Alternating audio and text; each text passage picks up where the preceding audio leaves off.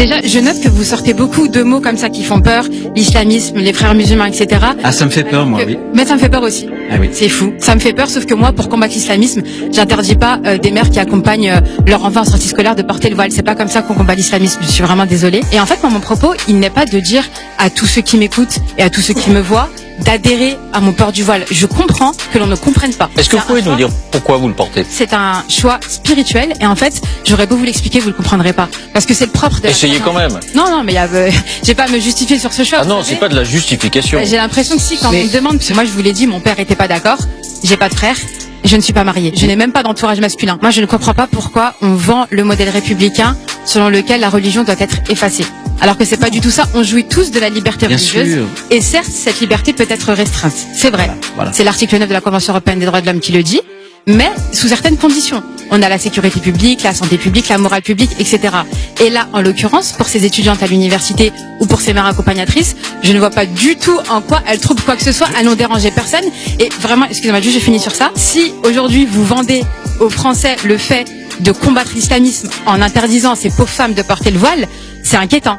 C'est inquiétant. Si c'est vos mesures et que ça fait presque plus de 10 ans qu'on les répète à chaque fois et qu'on voit bien qu'il y a un blocage législatif parce que ce n'est juste pas conforme à la laïcité, c'est inquiétant et c'est alarmant. Et moi j'ai l'impression que vraiment ce voile, on s'en sert vraiment pour masquer les vrais problèmes. Parce que là j'entends les témoignages depuis tout à l'heure de mes concitoyens et ça m'attriste et je me dis depuis tout à l'heure, ah oui donc quand même on a... Qu'est-ce qui vous attriste?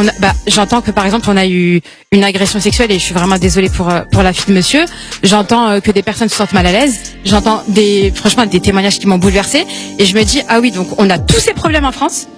Et on a monsieur le ministre de l'Intérieur qui me parle des mères en sortie scolaire comme si c'était le problème vraiment qui perturbait tout l'ordre public et surtout qu'il n'y a aucun citoyen français qui ne s'est plaint de ça. Et il n'a jamais été démontré, laissez-moi juste finir, il n'a jamais été démontré que le voile contribue à l'islamisme ou que ces mères qui accompagnaient leurs enfants en sortie scolaire faisaient du prosélytisme ou quoi que ce soit. Moi j'ai parlé en tant qu'élève avocate, citoyenne française qui ne comprend pas pourquoi la laïcité n'est pas respectée dans son pays et pourquoi on veut créer des dispositions spéciales à destination des femmes visibles qui ne correspondent pas à sa vision personnelle de la République. Ni plus, ni moins. J'en finirai. Et quand on a interdit, en 2010,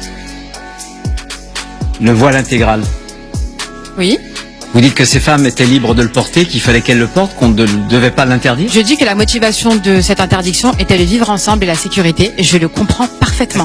Je suis désolée de pas tomber dans votre piège, mais moi je ne parle pas là, je ne suis pas en tant que représentant de tous les musulmans français. Je suis simplement là en tant que citoyenne française et je ne comprends pas pourquoi vous voulez modifier les lois quand il s'agit des musulmans.